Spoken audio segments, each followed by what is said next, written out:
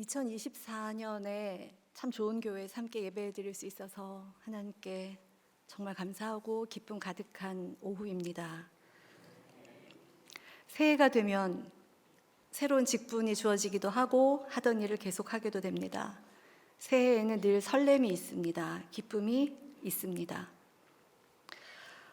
우선 이렇게 교회에 나와서 이 시간에 가장 소중한 시간을 함께하는 분들, 소중한 분들이 있다는 사실이 매우 기적과도 같은 일이고 참으로 감격스러운 일입니다. 왜냐하면 이 바쁜 현대를 살면서 매주 우리가 이렇게 모인다는 것은 사실은 쉽지 않은 겁니다. 부모님보다 더 자주, 때로는 자녀보다도 자주 봅니다. 근데 제 경우는 그렇습니다. 실제로 시간을 정해놓고 함께 교회로 오는 발걸음, 그리고 거기에 가면 이 자리에는 늘 누가 앉아있고 저쪽에는 늘 누군가가 함께 하나님을 섬기는 모습이 기억되는 시간과 공간이 이 교회 안에 함께 머물고 있습니다. 어린 시절에 세례를 받았거나 또는 성인이 되어서 어른이 되어서 세례를 받은 우리는 하나님의 일을 하면서 재직, 직분자로 섬김을 받았습니다. 세례 교인이 되어서 하나님을 섬길 수 있게 되었습니다. 우리의 가장 큰 직분은 그러나 어떤 일을 할 수 있는 직분을 받은 것 이전에 우리의 존재가 변했다는 데 있습니다. 우리의 존재는 더 이상 세상의 존재가 아니고 하나님의 자녀, 그리고 세례받은 그날 하나님께서 자녀 삼아준 새로운 출발, 그렇기 때문에 교회 일을 함께 섬기게 되는 겁니다. 다양한 모습으로 교회를 섬깁니다. 직분을 맡아서 함께 찬양도 하고 보이지 않는 곳에서 헌신도 하며 때로는 비록 이 공간이라는 교회는 없지만 더 넓은 공간의 교회에서 하나님을 섬기는 이름이 적히지 않은 직분자도 있습니다. 오늘 헌신 예배를 함께 드리는 우리 모두는 엄청난 기적을 경험하고 있습니다. 그 기적이 뭐냐면 돌아보면 참 기적 같은 세월들을 살아왔구나, 이런 기억들이 우리 속에 사실 있습니다. 너무 바빠서 기억을 못할 뿐이지 사실 있습니다. 오늘 이 본문은 교회가 전통적으로 읽어오는 성경 본문이 따로 있습니다. 전체 이 책 한 권을 처음부터 쭉 읽어나가기도 하지만 예수님을 알게 된 백성들이 나도 예수님의 시간표를 따라서 나의 1년을 보내고 싶어, 그렇게 해서 또 다른 성경의 순서들을 모아놓고 읽고 있어요. 성경의 순서를 정해놓고 과제처럼 읽는다, 성서정과라고 하는 전통이 있습니다. 오늘 본문은 요즘에 읽는, 즉 주현절부터 사순절 전에 읽는 성경 본문입니다. 물론 이 본문만 읽는 건 아니죠. 본문을 여러 개를 읽는데 특별히 이 본문을 택한 거는 재직 헌신 예배이기도 하지만 함께 가는 시편 111편 본문하고도 굉장히 잘 어울려서 제가 이 본문을 함께 나누면서 하나님의 신비를 이 시간에 한 번 더 함께 경험하면 좋겠다, 그런 마음으로 말씀을 준비했는데요. 굉장히 기뻤습니다, 준비하는 동안. 왜냐하면 잊고 있었던 하나님의 은혜와 기적이 다시금 생각났기 때문입니다. 우리에게는 주로 응답받은 기도를 잘 잊어버리는 경향이 있습니다. 왜냐하면 응답받아야 되는 기도 때문에 마음이 눌려서 과거에 하나님이 어떤 응답을 해줬는지를 잘 잊게 됩니다. 그러다 보니 마음도 힘겹고 하나님이 되게 나이스한데 차가운 것 같고 그런 신앙의 업앤다운을 사실은 경험하기도 합니다. 오늘 본문 속에는 주현절이라고 하는 예수 그리스도께서 왕으로 나타난 그 이후 시간 속에 특별히 읽는 본문인데, 그래서 기적을 말하고 있습니다. 어떤 기적이냐면 사람인데 하나님이야. 아무도 믿지 못했어요. 메시아를 기다렸는데 그분이 이분이야 라고 하는 그거를 아무도 믿지 못했어요. 왜냐하면 너무 초라해서, 왜냐하면 너무 왜소해서, 왜냐하면 너무 가진 게 없어서, 왜냐하면 너무 말도 안 되는 기적을 행해서. 그 중에 하나가 가나의 혼인잔치였습니다. 그래서 예수님이 왕으로 드러나는 가장 첫 번째 사건이 기적이에요. 물을 포도주로 바꾸어 준 그 사건. 그 사건을 택하지 않고 이 요한복음을 택한 거는 왜 예수님이 오셨는지에 대해서 다들 잘 몰라서, 어떻게 이해해야 될지 몰라서 힘들어 할 때 썼던 본문 중에 하나이기 때문입니다. 우리는 굉장히 당연하다는 듯이 알고 있지만 때로는 너무나 몰랐던 시절이 있습니다. 어릴 때부터 교회에 나온 분들은 다 당연하게 알고 계시겠지만 그 표심을 한 경우는 저를 포함해서 많은 게 낯설었습니다. 그 낯선 게 우리만의 일이 아니라 2000년 전에 예수님을, 메시아를 기다렸던 이스라엘 민족도 그랬습니다. 맞는데 왜 맞는지를 모르겠는 거예요. 돌아가셔서. 기적을 봤는데 분명히 살아난 사람도 있는데 정말 맞는지 잘 모르겠는 거예요. 십자가를 지셔서. 고난 가운데 있었기 때문에. 그리고 나는 여전히 노예인 거예요. 예수님을 믿으면 쫙 뭔가 멋진 이런 일이 쫙 내 생활이 확 뭐 이런 게 있을 줄 알았는데 아무런 것도 변화는 없고 오히려 예수님을 믿는다는 이유로 죽음이 문턱에 오는 것만 경험했던 그때 요한복음은 1절을 어떻게 쓸까? 하나님 앞에 기도하고 또 기도했을 겁니다. 그 1절을 한번 보겠습니다. 태초에 말씀이 계시니라. 그저 그냥 그렇게 쓴 게 아닐 겁니다. 여러분들이 나이가 들어서 은퇴를 할 때 회고록을 쓴다거나 할 때 첫 줄을 어떻게 쓸지 하다못해 일기를 쓸 때도 오늘 하루 너무 좋았다 이렇게 시작하지 않죠. 무엇을 쓸까 생각하고 고민하는데 하나님의 이야기를 쓰는 구약은 알고 있는데 이분이 메시아다라는 얘기를 써야 되는 그 당시에는 어떻게 첫 줄을 쓸까 굉장히 고민했을 겁니다. 그 마음을 헤아릴 수 있는 태초에 말씀이 계시니라 이 구절은 창세기 1장 1절을 보면은 아 그렇구나 라고 깨닫게 됩니다. 창세기 1장 1절이 뭡니까? 태초에 하나님이 천지를 창조하시니라. 그러고 나서 무엇로 창조했다고 나옵니까? 말씀으로. 그 이야기인 거예요. 그래서 그분이 하나님이다라는 얘기를 하고 있는 거예요. 그 말을 했기 때문에 십자가에서 돌아가셨는데 그 말을 하고 있는 겁니다. 우리의 신앙은 죽음을 넘어섭니다.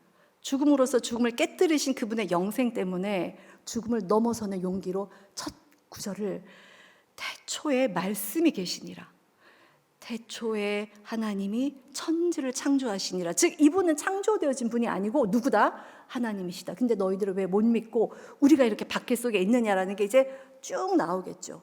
1장 1절은 이렇게 시작됩니다. 복음서는 그리스도가 어떻게 우리에게 왔고 어떤 고난을 우리처럼 겪었고 어떻게 앞으로 우리가 부활하게 될지를 보여주는 기록이거든요. 그래서 첫 구절을 요한은 태초에 말씀이 계시니라라고 어마어마한 말로 시작합니다.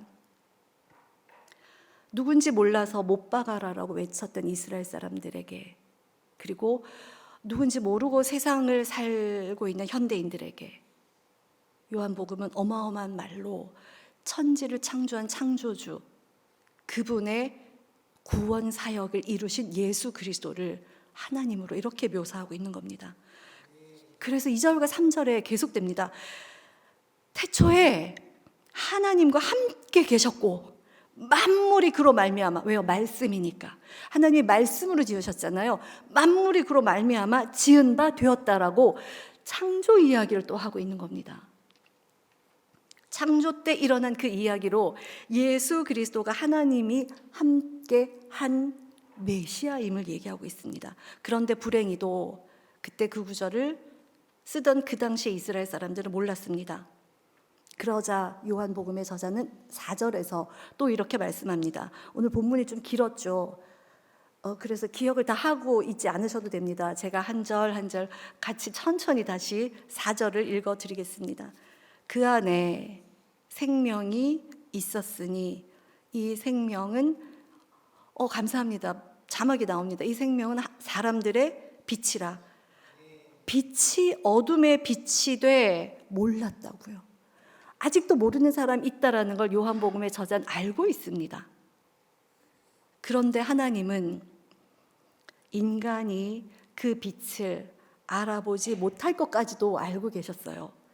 그래서 그 빛, 메시아이신 그 빛, 모를 것 같아서 미리 한 사람을 보내준 겁니다. 그분이 세례 요한이라고 또 기록되고 있습니다.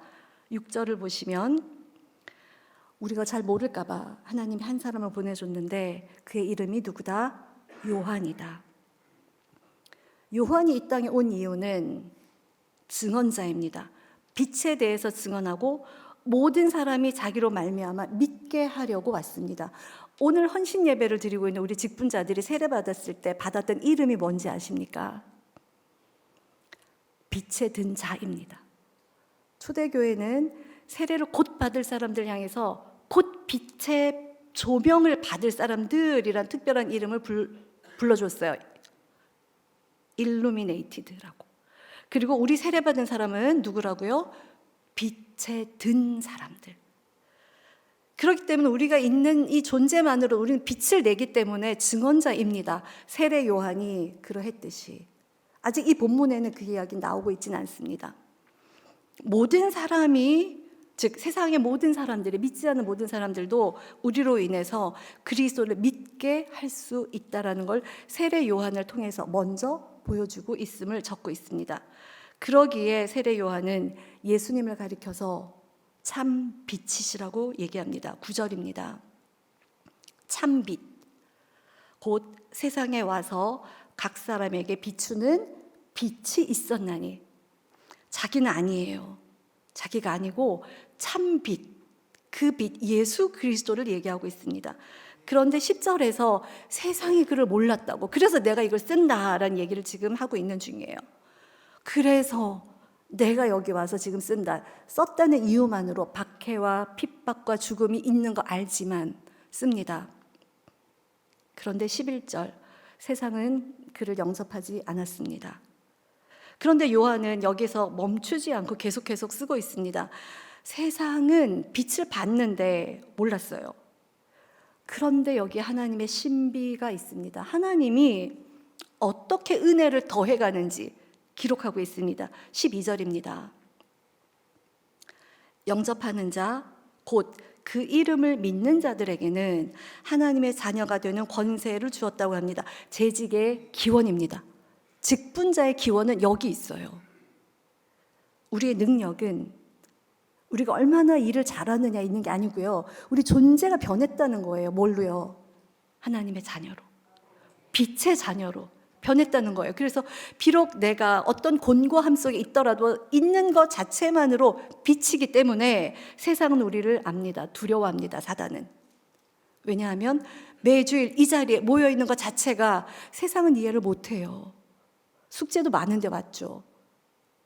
알바 시간도 막 바꿔가면서 왔죠. 바꿨다는 이유 때문에 사람들이 쟤는 좀 튀어, 이런 말을 듣더라도 여기에 왔어요. 그리고 오지 못했어도 이 시간을 기억하고 기도하고 있는 발걸음이에요. 우리는 삶이 녹록지 않아서 비록 여기 앉아있지 못하지만 교회, 눈에 보이는 교회를 넘어서 더 큰 의미의 교회 속에 일하고 있는 우리는 빛의 존재입니다. 그게 우리의 권세예요. 직분이 세상에서 주는 계급이 아니기 때문에 우리의 권세는 직분에 상하고져 있지 않아요. 하나님의 자녀라는 데 있는 겁니다. 신기촌교회의 모든 직분자들, 재직 모든 직분자들은 세례받은 그리스도인입니다. 우리가 세례받던 날 하나님의 자녀가 되었고 예수님을 통해서 구원이 임했던 그날 세례받던 우리에게 새로운 이름이 주어졌어요. 무슨 자녀요? 빛의 자녀. 빛의 자녀라고 이름이 주어졌습니다. 여기에 기적이 있습니다. 예수님이 왕으로 탁 등장하셔서 혼인잔치에 물로 포도주를 만드는 기적으로 하나님이심을 보이셨듯이 죽을 수밖에 없는 우리 존재가 모든 죽음을 깨뜨리신 그분처럼 빛의 존재로 나아가고 있는 이 발걸음, 세월을 거스르죠. 비록 나의 피부와 얼굴은 노쇠하나 세상의 모든 직분은 사라져 가나 거둬지나 기도하는 사람으로서 빛의 자녀로서 우리의 발걸음은 계속됩니다. 우리의 직분은 하나님의 자녀라는 데서 시작합니다. 그래서 13절 이렇게 말합니다. 이건 혈통으로나 육정으로나 사람의 뜻으로 난 게 아니고 오직 하나님께로부터 난 사람들이라고 얘기하고 있습니다. 여기에 기적이 있습니다. 우리의 혈통이 뭐예요? 어떤 집안 출신이에요? 우리 아버지가 누굽니까? 우리 다 알아요. 우리 다 알아요. 예수님이 이 땅에 살면서 멸시받았던 그 사람. 나사렛에서 뭐 선한 게 나겠어? 나사렛 사람이잖아. 그냥 김씨 아들이야. 김씨 딸이야. 저기 최서방네 딸 아들들이야. 이렇게 붙여졌던 육정, 혈통이 우리에게 있다면 더 이상 그런 존재가 아니에요.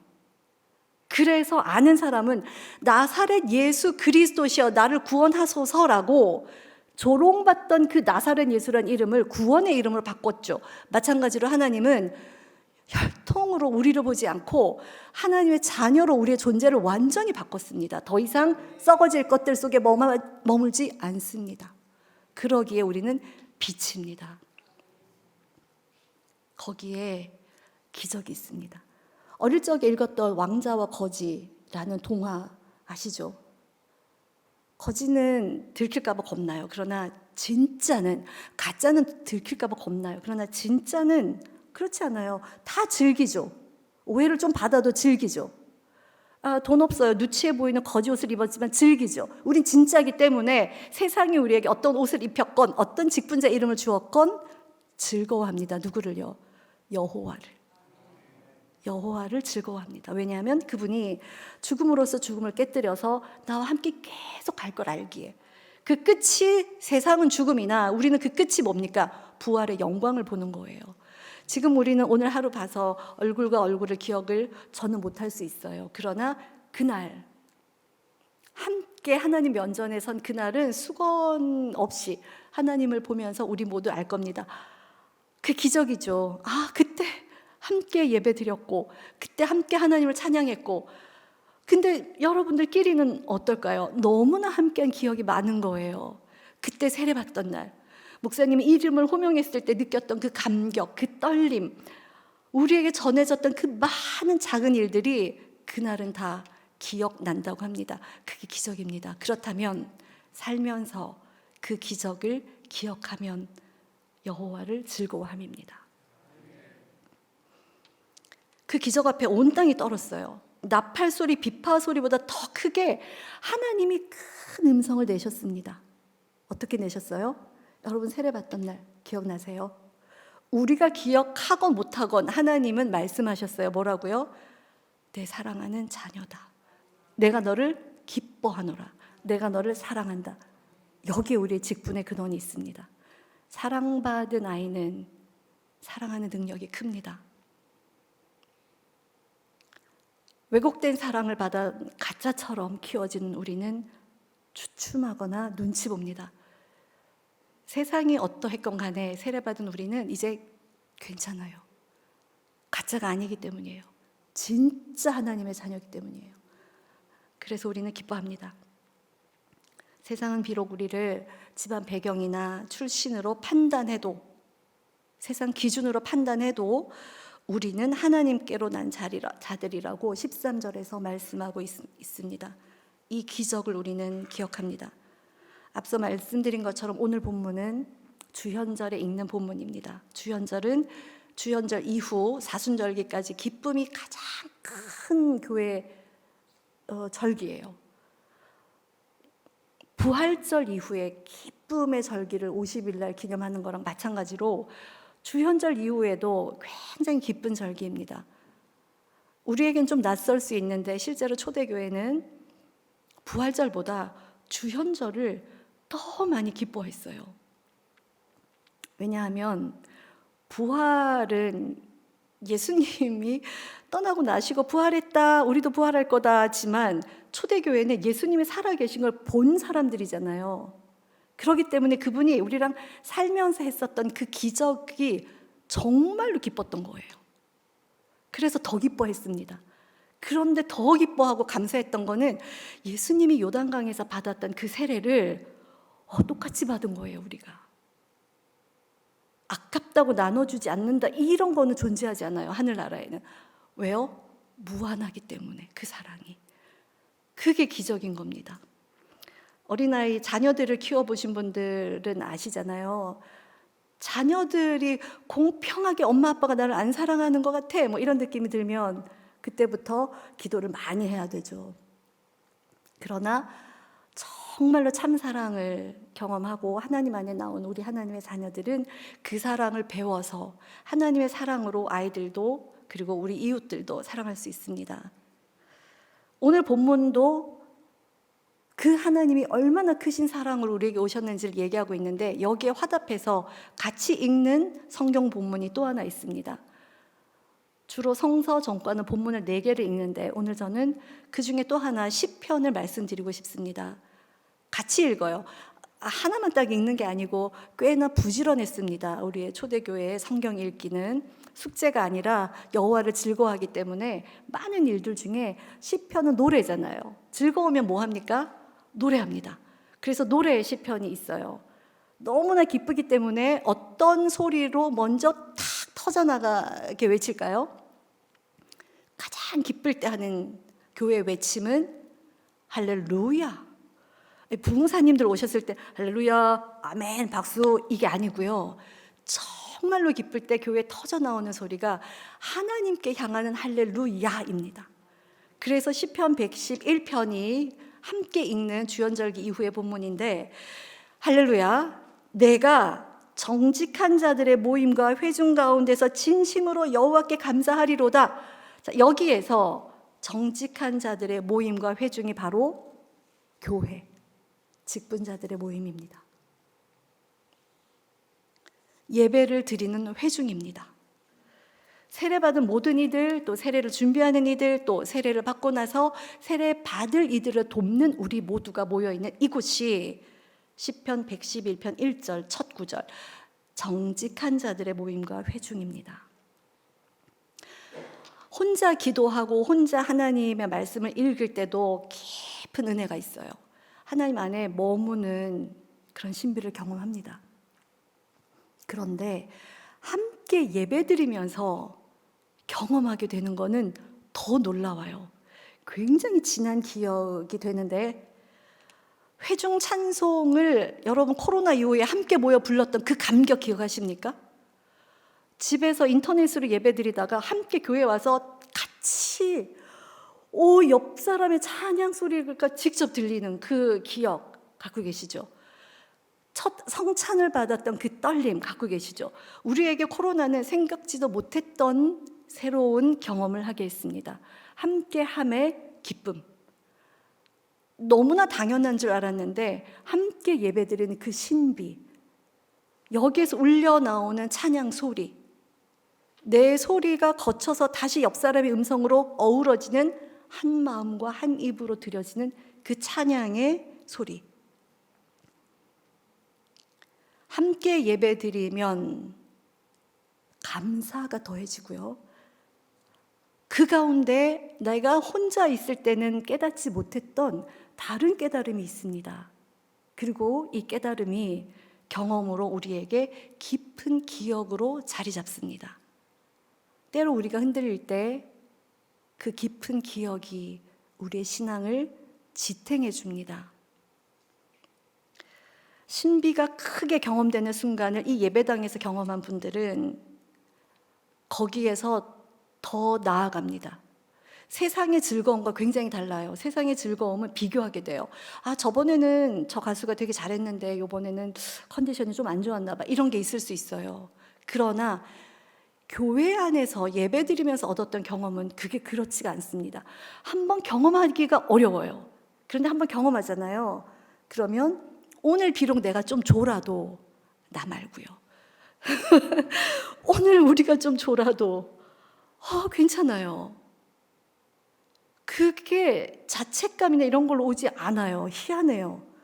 그리고 사실 졸립지가 않습니다. 왜냐하면 내가 예배드리면서 느껴져요. 그때 탁 나의 신비한 경험을 탁 이렇게 건드려줬던 그 말씀과 그 눈빛과 그 경험과 그 맛과 그 터치가 계속 여기 계시는 거예요. 삼위일체 하나님의 신비입니다. 하나님도 혼자 계시지 않아요.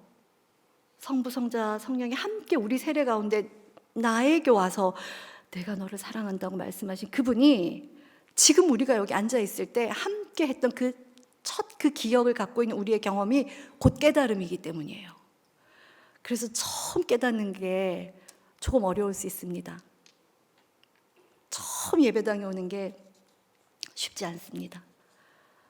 어떤 분들은 다른 종교를 갖고 있다가 여기도 종교이겠거니 하고 찾아온 분들이 있어요.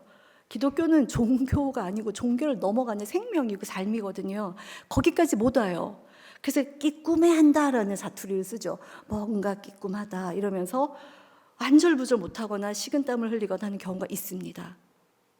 실제로 하나님의 신비는 그 너머에 우리에게 우리의 마음 깊은 곳에 깊은 기억으로 자리하기까지 시간이 걸립니다. 물론 모태신앙인 분들도 마찬가지입니다. 모태신앙도 어느 순간이 있어요. 그때부터 깊어집니다. 때로는 기쁨으로 때로는 울음으로 터져나오는 그 깊은 기억이 우리가 이제 드디어 고백합니다. 아, 내가 여기 있는 게 하나님의 은혜구나. 그러기에 직분자로서 우리 할 일은요, 감사입니다. 감사예요, 감사. 넘쳐나는 감사. 오늘 본문 16절에서 이렇게 말씀합니다. 우리가 다 그 충만한 데서 받았으니 은혜 위에 은혜로라. 우리의 여기 있음도 우리의 직분도 다 하나님께로부터 받은 은혜입니다. 그래서 우리의 최고의 직분은 세례받은 우리는 하나님의 자녀라는 겁니다. 직분은 1년 지나면 바뀌기도 하지만 우리의 최고 직분인 하나님의 자녀는 바뀌지 않아요. 존재 자체가 이미 하나님의 자녀라는 그 큰 직분을 받은 겁니다. 세상 사람들이 말하는 드라마에서 나오는 너가 아버지 뭐 하시노? 이런 거랑 될 바가 아니죠. 될 바가 아니죠. 우리의 존재는 그렇게 바뀐 거예요. 빛의 자녀로.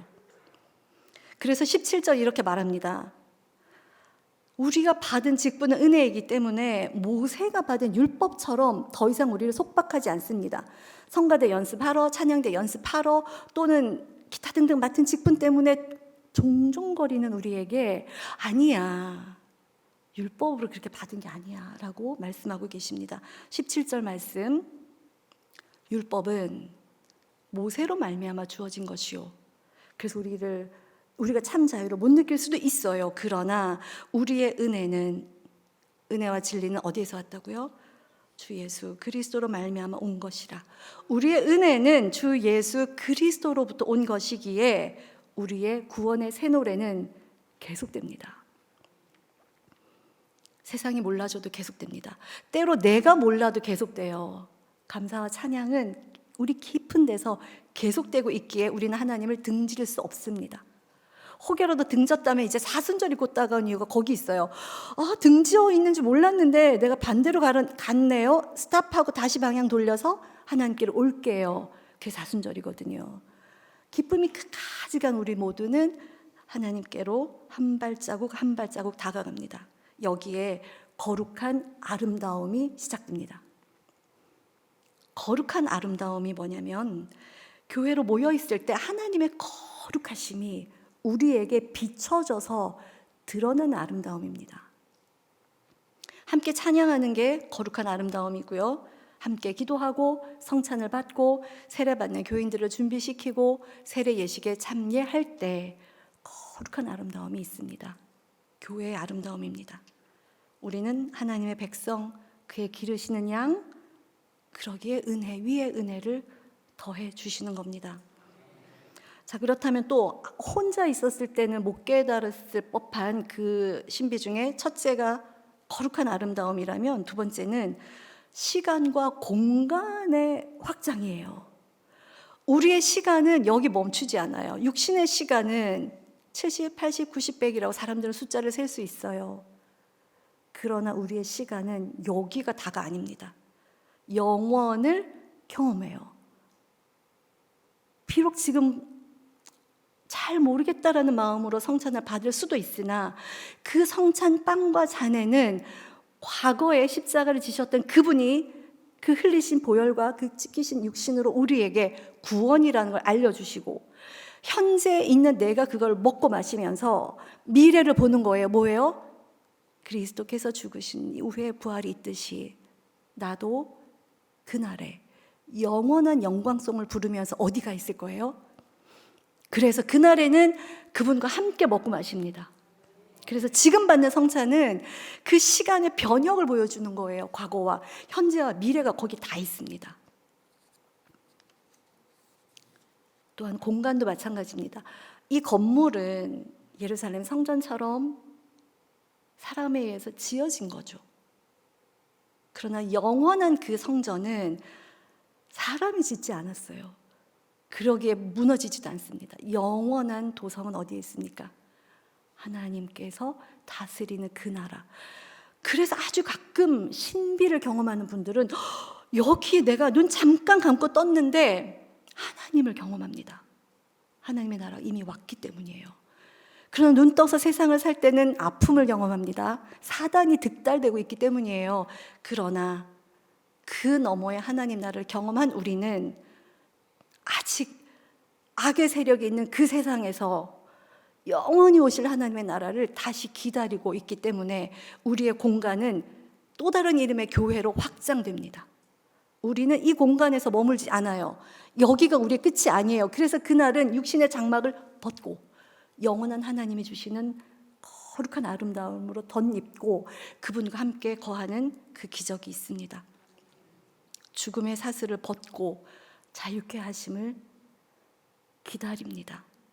그리고 실제로 경험하기도 합니다. 함께 교회에 모인 우리는 하나님에 관해서 배우고 또 하나 배우는 게 있어요. 우리끼리 굉장히 행복한데 악은 실제합니다. 알 수 없고 깨닫지 못하는 사이에 그만 우리를 실족해 합니다. 죄악은 먼 데 있지 않아요. 내가 깨어있지 않는 바로 그 순간에 문지방에 딱 턱 괴고 있습니다. 그러기에 한순간도 어둠과 벗할 수 없습니다. 깨어 있어야 됩니다. 그럴 때 저절로 악이 물러가게 됩니다. 어둠은 빛이 있을 때 물러가는 거예요. 우리를 분열시키고 있죠. 우리 사이뿐만 아니고 내 속에 나를 분열시키고 있어요. 거룩하지 못한 것들을 낳게 됩니다. 안 하려고 했는데 또 오늘 실수했네. 존재하는 내 속에 넘어짐. 우리의 죄악은 알지 못하는 사이에 우리를 자주 넘어뜨립니다. 살아있는 동안은 늘 그렇습니다. 우리를 분열시키고 우리 마음을 정복하려 하고 거룩하지 못한 것들을 자꾸 집어넣게 합니다. 그래서 홀로 부닥치려고 하면은요 두려워요. 내 습관 때문에 내가 또 넘어질까 봐 겁납니다. 근데 가끔 잘하는 것 같아요. 자만심 때문에 또 넘어져요. 너무 잘하는데 시기와 질투도 받아요. 그래서 악의 노예처럼 우울해질 수 있습니다. 악한 세력이 우리 얼굴을 물들입니다. 우리 영이 혼탁해져요. 잡아먹을 듯이 덤비는 악의 세력은 문지방에 턱 꼬이고 우리에게 알지 못하는 순간에 어느새 스르르륵 오는 경우가 있습니다. 그렇다면 우리는 어떻게 해야 되나요? 빛은 함께 있을 때 더 밝은 빛이 납니다. 교회로 모이는 우리의 발걸음이 그래서 기적인 겁니다. 우리 가운데 죄악이 없었을 때는 일하는 것 자체가 기쁨이었어요. 그러나 이제는 노력하고 땀을 흘려야 먹을 수 있게 됩니다. 일이 기쁨이란 걸 알기까지 시간이 걸립니다. 게으름이 낯선 존재예요. 우린 처음에 되게 부지런했어요. 죄악이 들어오기 전에. 그래서 아담이 막 이름 지어주고 그 많은 식물들 이름 다 지어주고 누가 하라고 했나요? 아니에요. 되게 일을 하는 기쁨을 알았는데 죄악이 들어오는 순간 되게 낯선 존재가 들어왔어요. 게으름이에요. 내가 누군지 아는데도 게으르고, 하나님이 누구신지 하나님의 지식을 공부하는데도 게으르고, 기도도 게으르고, 내가 나를 아는 것도 게으르고 하나님을 아는 것도 게으르기 때문에 내가 타인을 이해하는 것도 게으릅니다. 쟤는 왜 저럴까? 이해하려고 하지 않아요. 그러다 보니 낙담이 와요. 상대에 대해서는 절망합니다. 그래, 저런 사람들은 저러고 사는 거고 등등, 포기, 낙담, 절망이 와요. 그 다음에 오는 악의 세력은 뭐냐면,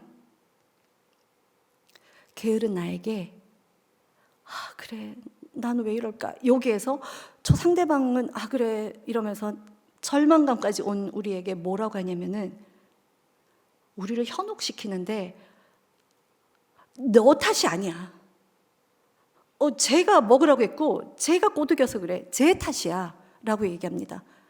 근데 그게 얼마나 어렵고 힘든 거냐면요, 말로써 한 사람을 죽이는 거예요. 왜냐하면 말은 생명이기 때문이에요. 오늘 본문 1절 뭐예요? 태초에 말씀이 말은요 신적 기원이에요. 말은 하나님의 파워가 있어요. 진짜로 기원 자체가 그래요. 그렇기 때문에 우리의 말로써 한 사람을 확 누르는 거, 굉장한 악으로 치우칠 수 있습니다. 처음은 조금 할 수 있어요. 나도 나를 속일 수 있거든요. 그래서 다들 권력을 탐하는 겁니다. 권력욕을 갖게 되면 말 안 해도 괜찮아요. 탁 눌러버리는 거예요. 내 잘못이 아니야. 탁 눌러버려요. 그런 다음에 우리는 어떤 더 나아가는 잘못을 저지르죠. 그게 뭐냐면 자기 정당화예요. 내 잘못이 아니고 저 사람이 그랬기 때문이라고 막 헛된 말을 또 퍼뜨립니다. 그래서 한 사람을 낙인 찍죠. 지금 제가 말씀드린 이 네 가지가 사순절날 뿐만 아니라 평소에 우리의 회개 기도에 자주 등장했던 초대교회의 네 가지 버리고 싶은 것입니다. 첫째는 게으름, 둘째는 절망, 낙담하는 거, 셋째는 남을 지배하려고 하는 마음, 넷째는 헛된 말로 막 퍼뜨리는 거. SNS가 그럴 수 있죠. 요즘은 벗어나기 참 힘든 것 같아요. 그런데 여기 하나님의 신비가 있어요. 홀로 있을 때는 그럴 수 있는데요, 하나님의 기적을 이 자리에 앉아있는 우리가 드러낸다라는 사실을 생각하면 굉장한 권력이 여기 있습니다. 그게 뭐냐면, 세상 사람들이 그저 그렇게 보내고 있는 이 순간이 실제로 우리가 함께 모임으로써 부활을 증언하기 때문이에요. 아까 요한복음 1장 앞에 예수님을 안 믿는구나, 빛을 안 믿는구나, 안 믿네, 그리고 누굴 보내줬습니까? 세례 요한을 보내서 증언했죠. 지금 우리가 여기 앉아 있는 게 부활을 증언하는 부활의 증언 공동체입니다. 왜냐하면 예수님은 주일날 첫 새벽에 부활하셨고, 그거를 같이 보러 갈래 하고 모였던 게 주일 예배 시작이거든요. 어디를 보러 갑니까? 정말 부활하셨던 그 자리, 예수님의 빈 무덤가. 그렇게 모여서 주일 예배의 기원이 거기 있습니다. 그래서 우리가 주일날 예배 드리려고 모이는 이 발걸음은 부활의 증언 공동체를 세상에 알리는 거예요. 그 자체가 빛입니다. 여기 오면서 보니까 병원도 많고 시장도 많고, 그들에게 3, 4, 5 모여서 우리가 교회로 쭉 모여지잖아요. 그 자체가 믿지 않는 사람들에게는 주일날 나 돈 버느라고 바쁜데 저 사람들은 뭔가 신비한 게 있나벼. 그런 분들에게 증언의 발걸음이에요. 부활의 증언자입니다. 우리의 마음을 들어서 그렇게 하나님을 기억하고 모이는 모임이 바로 주일 예배예요. 예배의 기적입니다. 신비이고요. 신기촌 교회 재직 여러분과 저는 지금 함께 얼마나 우리가 하나님의 은혜를 받은 사람들인지를 나누고 있는데요, 그 은혜 중에 첫 번째가 세례받은 우리는 하나님의 자녀가 되었구나. 기적이구나. 그거를 기억합시다라는 말씀을 드리고 싶습니다. 자주 있게 돼요. 왜냐하면 세상이 자꾸 이렇게 너 별거 아니야, 너 별거 아니야. 집에서 제일 많이 듣죠. 너가 뭘 알아, 당신이 뭘 알아, 엄마가 뭘 알아, 아빠가 뭘 알아, 네가 뭘 알아. 이런 식으로 세상에서 우리는 아무것도 아닌 것처럼 여겨지는 순간을 많이 맞습니다. 저도 그렇습니다. 그래서 오늘 3가지 말씀으로 한번 기억을 정리해 보려고 해요. 어떤 3가지냐면 저희가 공부하는 것 중에 많은 좋은 내용들이 많은데요. 슈메만이라고 하는 학자가 있습니다. 그분이 정리해 준 것처럼 오늘 설교에 제가 정말로 은혜와 나아갈 바에 대한 지침 같은 걸 나누고 싶어요. 제가 아주 좋아하는 슈메만의 말에 따르면 2가지에 대해서는 no라고 얘기하고 하나에 대해서는 yes라고 하는 게 있습니다. 훌륭한 학자들은 이렇게 간단하게 얘기를 잘해요. 2 no's, 1 yes인데 2가지 no 중에 하나는 뭐냐면 우리가 만들어낸 이 거룩한 아름다움 때문에 우리가 우리를 속이는 게 뭐냐면 예배 막 이런 거 있죠. 오늘 뭐 새로운 기획을 하면 우리 예배가 막 새로워질까? 이런 조바심이 좀 있어요. 그거가 아니라고 얘기합니다. 그럼 뭐냐면 그런 막 세속적인 거 이런 거 막 찾아가는 거 그런 거 말고 거룩한 예배의 새로운 형태를 찾지 말고 지금 드리고 있는 예배의 깊은 의미를 깨달으세요라고 말합니다. 즉 내가 맡은 직분이 이건데 시간도 안 맞고 등등 이런 것 때문에 어떻게 하면 잘할까는 우리의 계획 맞아요. 그러나 그 밑에 내가 맡은 직분은 빛의 존재이고 내가 맡은 이 직분은 하나님의 자녀임을 은혜 위에 은혜를 더한 거기 때문에 감사여야 된다. 뭐 이런 원 예스 그래서 원 노는 뭐냐면 투 노 중에 하나는 뭐냐면 세속주의를 노라고 하십시오. 세속주의. 그 세속주의에는 많은 것들이 포함됩니다. 우리가 쉽게 넘어지는 그런 것들이에요. 시간 분배, 돈의 흐름 등등 학력, 성적으로 인한 내 가치를 너무 많이 나락으로 빠뜨리는 것 등등 다 포함돼요. 거기에 대해서 노라고 하고 지금 우리가 현재 있는 이 예배의 의미를 알라고 얘기합니다. 거기에서 능력이 나오기 때문이라고 합니다. 그 다음 2번째 노는 뭐냐면 기독교를 종교처럼 취급해서는 안 됩니다. 교회는 종교 비즈니스가 아니에요. 기독교는 생명이고 하나님의 일이에요. 하나님이 일하시기 때문에 내가 일해요. 그래서 은혜인 거예요. 같이 일하자 하나님이 얘기하시기 때문에 은혜 위에 은혜예요. 그렇기 때문에 우리가 알아야 될 거는 여기는 세라피가 아닙니다.